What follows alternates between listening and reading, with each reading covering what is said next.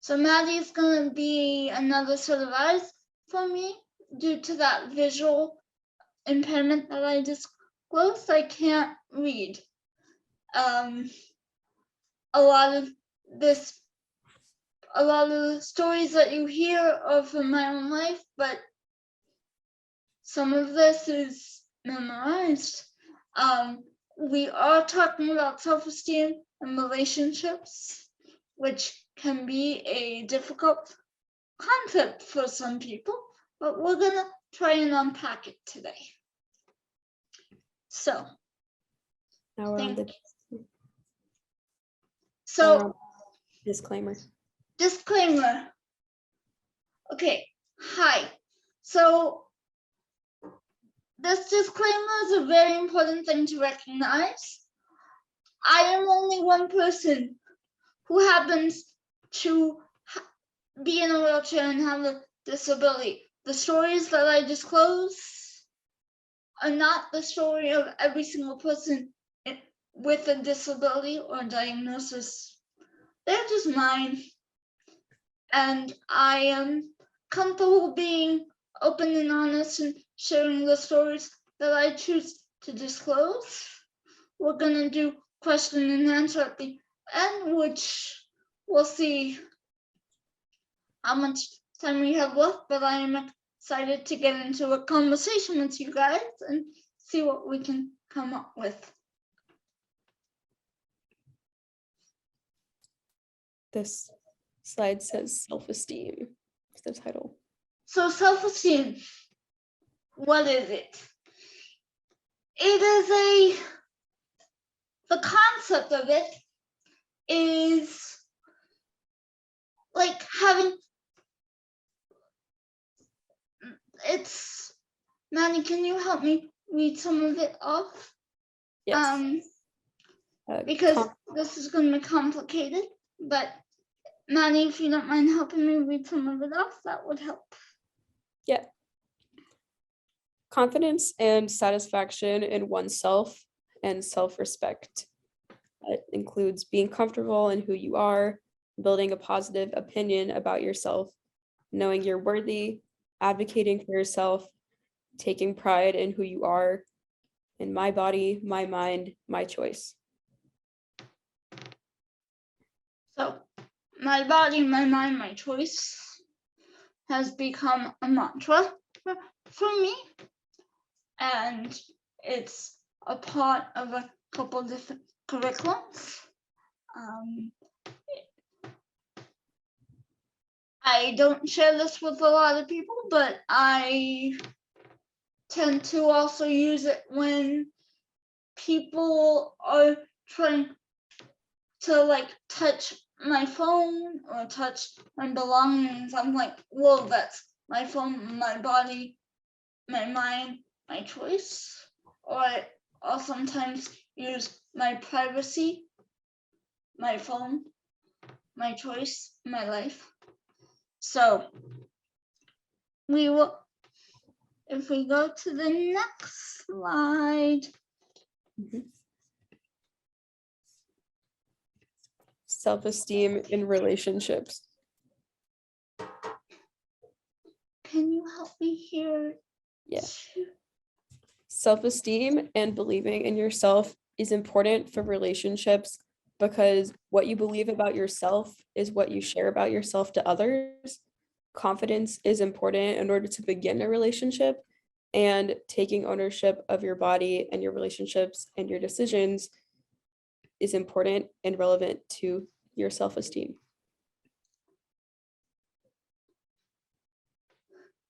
When I wake up every day, I make a choice. Because a lot of it is I have to remember that I am my own person.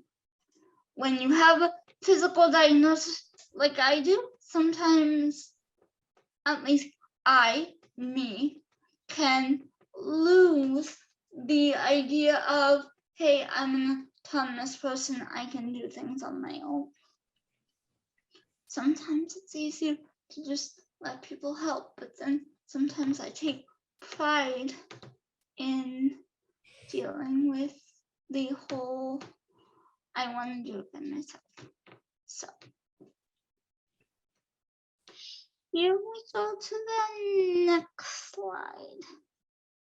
Yes. This is some These are research. some statistics, yeah? Yes.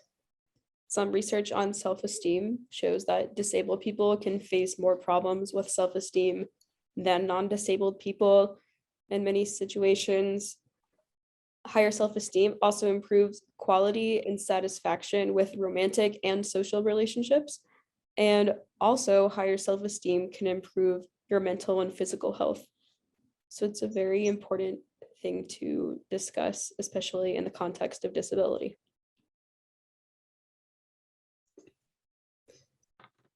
Next slide says factors impacting self-esteem.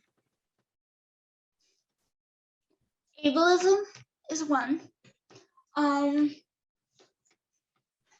You guys can see there's a bunch of bubbles on the screen. And I put them as bubbles for a reason. Because to be honest, each one of these bubbles can represent a water balloon that can sometimes take my self-esteem down a notch.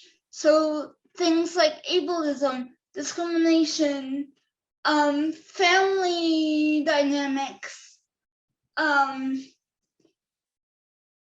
people's lack of understanding, and those can all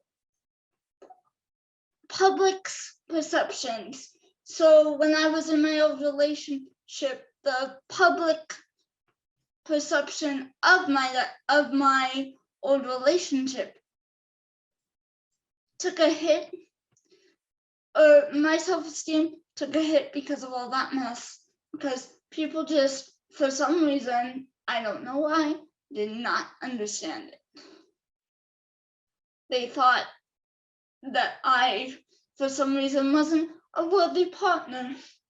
And that's why my self-esteem took a hit.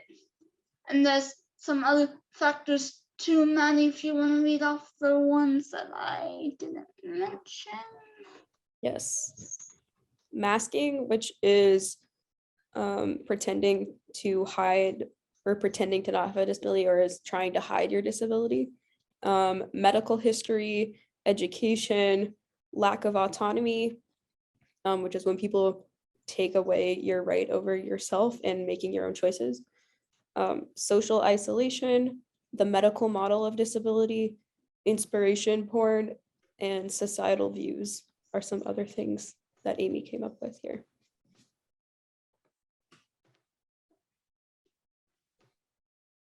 So if we go on to the next slide, if you guys need me to slow down, I can. Are we medical model versus social model? Yes. Is that where we're at? Okay, So what is the medical model?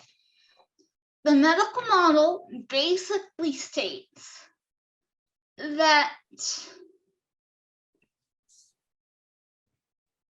my diagnosis is the problem, and sometimes it can even go as far as to say my diagnosis needs to be cured. Whereas the social model says, okay, well, what barriers are in society that make it harder for people with disabilities or unique abilities, whatever word you want to put there, function in society. So I grew up in the medical model where I essentially wanted to be cured. And we're gonna get into some of that later on presentation, but when I found out about the social model, it blew my ever advocating mind, because I just did not have a clue what to do. and the timing of it was quite fun too. So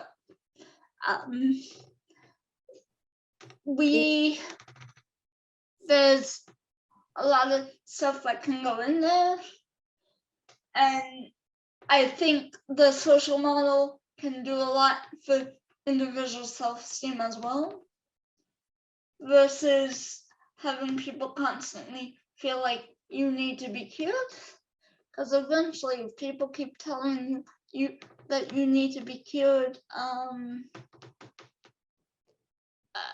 at least I started believing them, and that kind of put some pressure on me that I didn't necessarily need or want.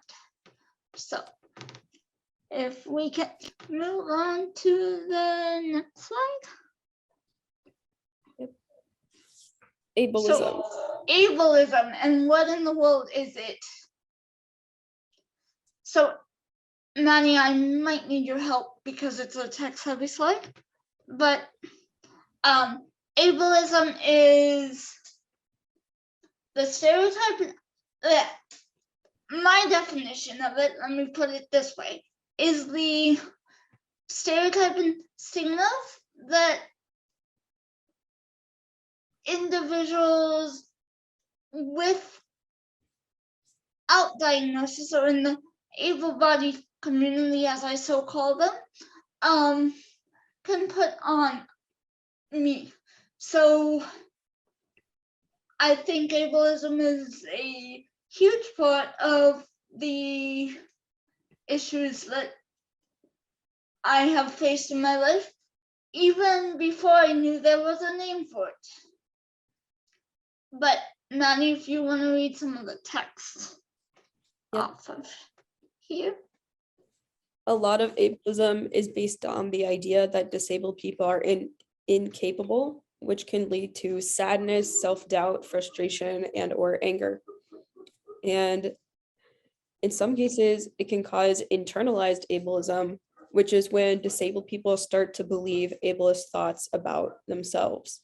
For example, am I ever going to find a partner? Or if I can't do X, that means I'm not worthy. And it can affect people's self-esteem in that way.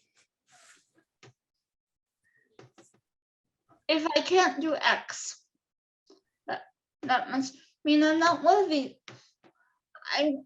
That's something I've faced for many years, but I think it's mostly just because I internalized what was being told to me by no one specific person, but just by the environments I was in.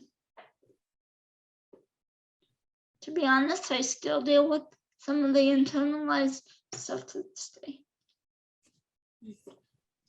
So if we go to the next slide, I'm not even sure technically what.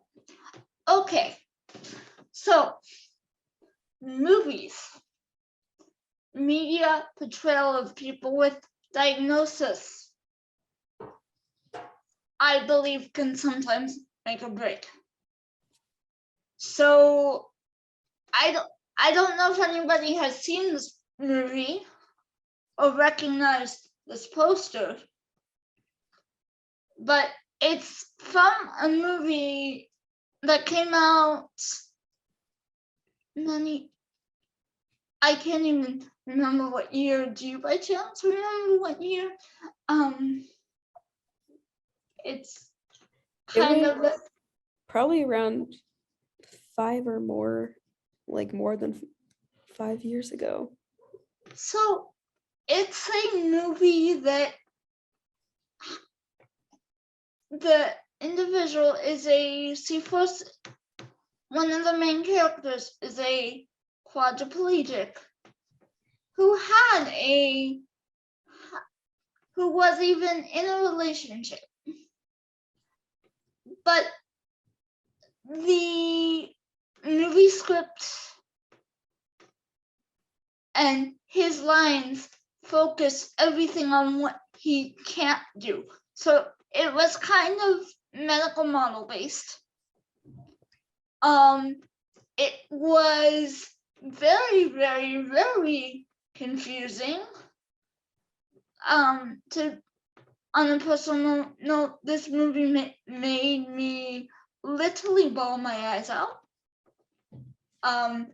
It was very focused on the ability to have sex, and it led to a very interesting conversation with my ex and I. After he calmed me down for 20 minutes, as I legit just bawled my eyes out, because the movie's ending, I don't want to give it away, is very, very harsh. And it is very, very tough to see. The last thing I need is for people who are newly injured to watch this movie and think that the ending of this movie is a possibility for them. So when it gets into media portrayal, the only thing that I ever ask for is to have a balanced portrayal of someone with a diagnosis' life. And here's the second thing I wish I could beg for, is to have whatever diagnosis you are portraying have a representative or a consultant on the writing team, because it's just important to do that so that disability is not misrepresented in the media. Because remember, individuals like me, we look for ourselves in media portrayal. So if you want to go to the next slide, that would be awesome. Okay, I think this is a quote, because I believe I see quotation marks, but Maddie, can you be my eyes? Accepting your disability is an individualized journey. And I don't have a lot to say about that. I just need whoever is listening to this recording and needs to hear that, and to hear my voice and hear me say that everything that you're going through right now is going to be okay. It's all for a purpose, and there's a reason for it all, and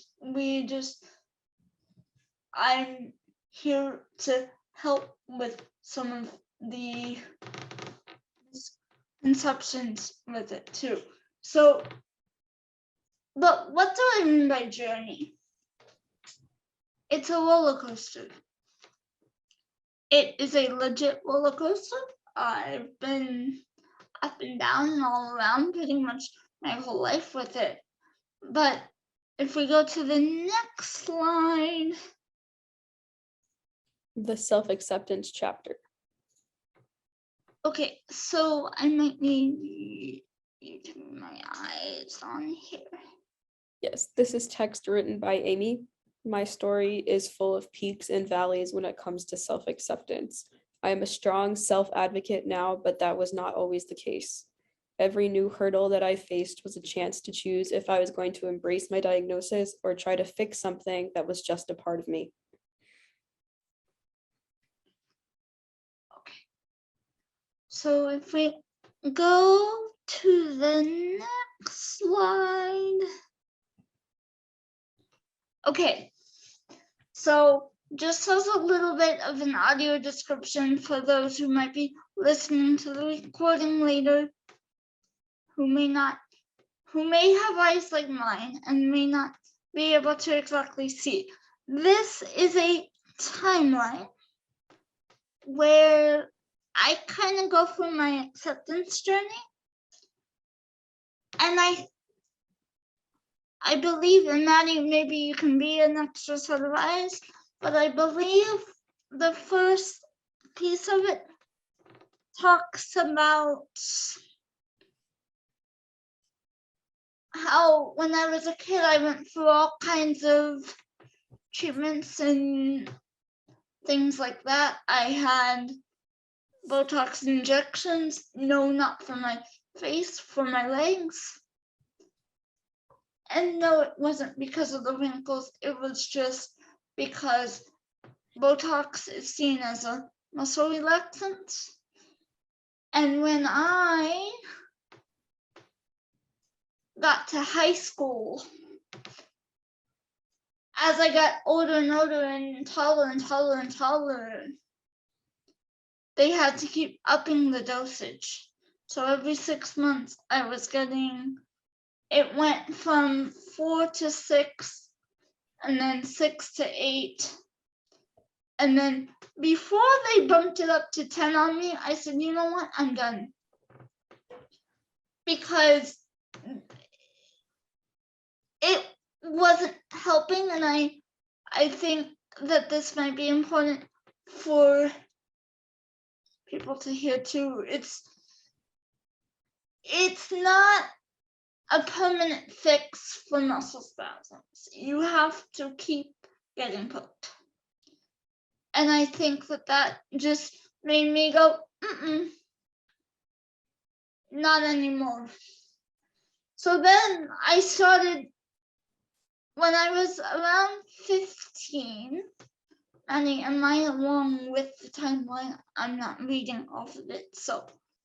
Yeah, so you talked about how you were born with disability and had a lot of treatments to try to search for a cure. And then there was a part in between that and when you talked about your high school decision to stop those treatments, where you talked about in middle school, you started to see a purpose behind your diagnosis by helping others. In middle school, I started having fun, seeing purposes. I started getting massively into fundraising. One of my very close friends, even to this day, was in need of a piece of medical equipment, and they were needing financial assistance to get that medical equipment. And I said, all right, well, I don't need clothes. I don't need anything for Christmas. I want and I need money. And my family was like, what are you gonna buy? Like, we can buy it for you. And I said, nope, I want money because I need to help my friend get this medical device that they need. So that changed me, and I started to really see deep inside of me. It lit a spark, a candle, whatever you want to call it, inside my heart that said, you know what, maybe this is why I'm disabled. Maybe this is why I was born this way. To actually be able to assist in these types of ways. So then I took it one step further and I became a public speaker. So I started doing a bunch of advocating on stage and off stage, but mostly on stage. My first speeches were in front of the U.S. Department of Education and various other venues. And I love that. And I still do some of it to this day. And that's why I'm so comfortable giving a speech right now. And then through that, through my public speaking work that I was doing, I met my previous boyfriend who changed my life in his own right. So, am I there, Maddie, or did I skip a bunch of stuff? Nope. Yeah, you went through the whole path that you had talked about. So I may not be reading verbatim, but it's my life, so I have that gift. But what is on next slide? Self-esteem in relationships, challenges and facilitators. Okay. So I might need you to be eyes. Yep. Some challenges in relationships have included insecurities about appearance, feeling like a burden, dealing with ableist views, and caregiving management.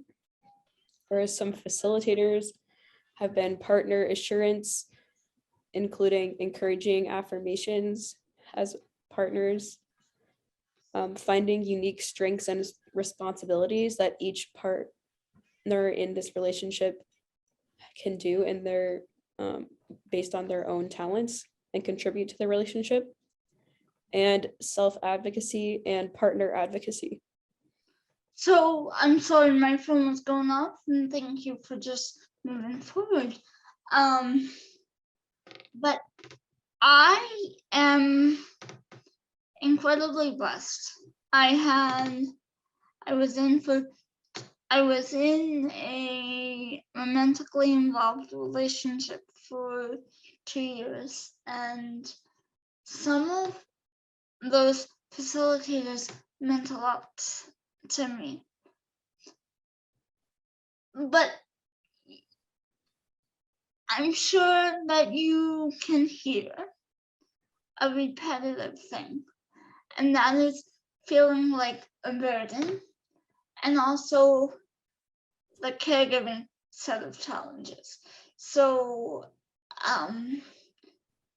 caregiving is always going to be a part of my life, and sometimes accepting that can be a process. And that's where my disability pride my pride is sometimes a balloon that can just get cut and pop. And I think that as we look at some of these facilitators and these ways that my ex and I coped, I look back on that relationship and I'm like, interesting, because I learned a lot from it. But if we can go on to the next slide, that would be awesome.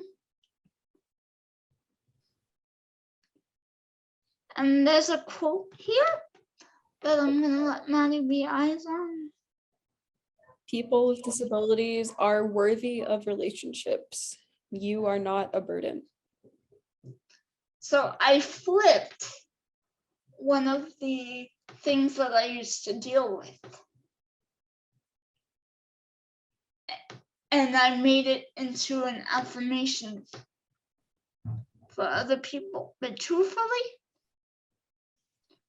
I make it into an affirmation for other people because I need it for myself. And sometimes it's okay as a public speaker to say out loud, hey, I still need affirmations.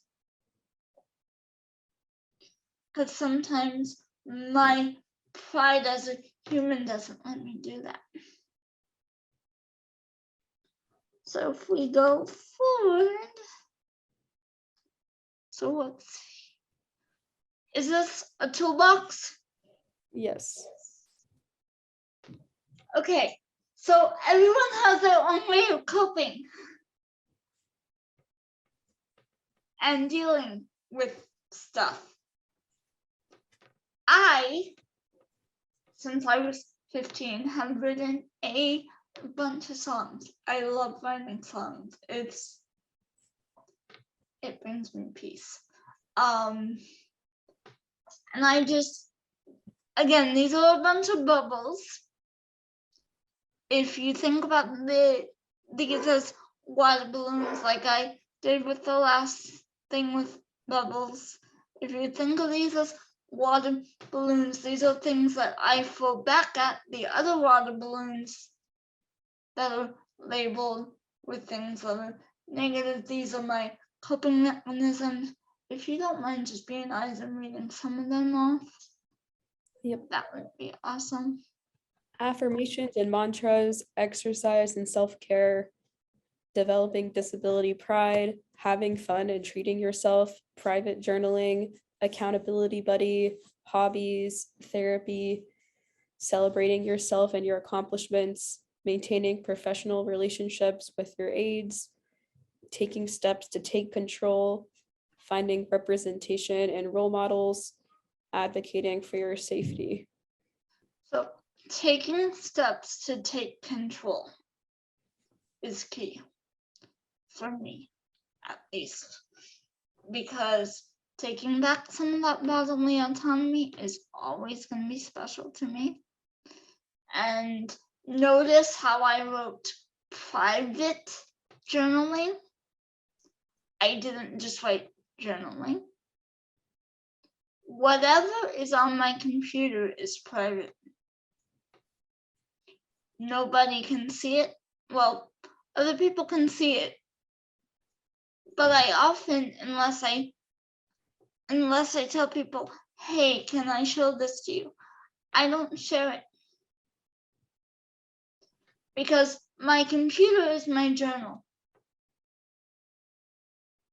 I can type much faster than I can write, and even with that, it's not super fast, but it's much more clear. So I can get things done that way. Privacy is important. If we go on to the next slide,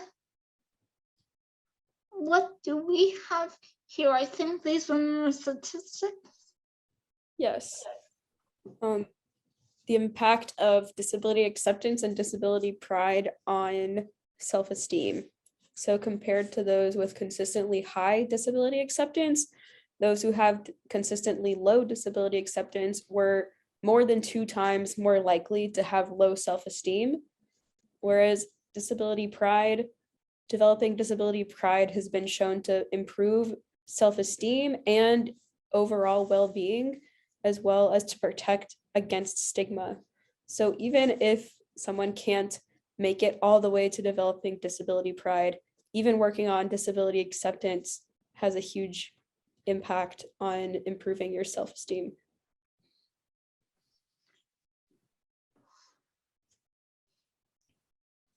If we move on, I'm not sure what the next slide is.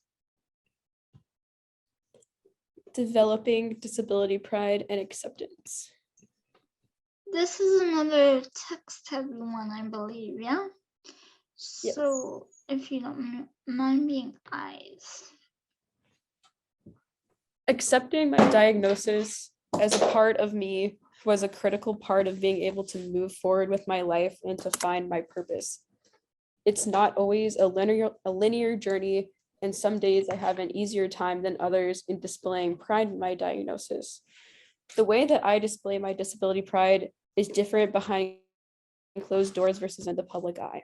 My disability pride often becomes hidden by different barriers, but those barriers only lead me to the next chapter.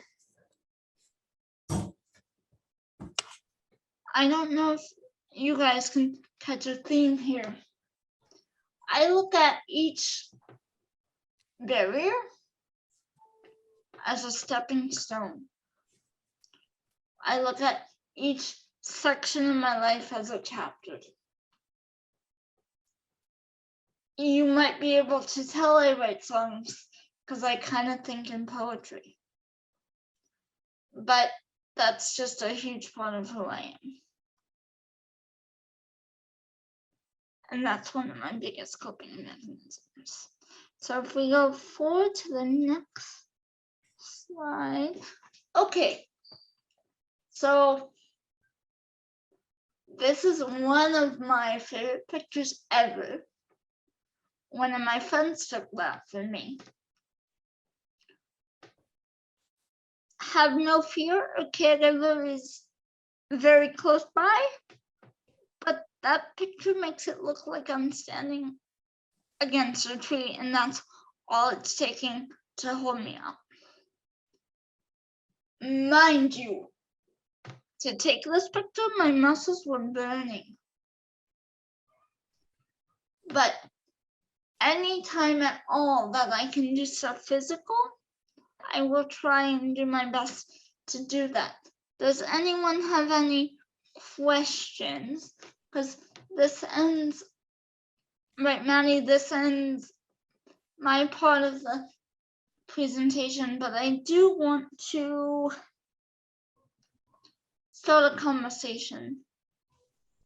Yes, this is the last slide. And I just wanted to say thank you, Amy, for sharing this and writing this. It has, practical tools and definitions and ways to improve self-esteem, but also talks about your own experience. And it's very helpful to have it put in that way, just to see really how important this is to not only health in general, but also sexual health in terms of relationships. And for example, when you talked about how learning about the social model of disability was really life-changing for you, it's really, that's just one example I thought of how this presentation shows that it's not just vocab words like social model, medical model, learning a definition. It's actually things that change people's lives, and that's why these things are important. So thanks for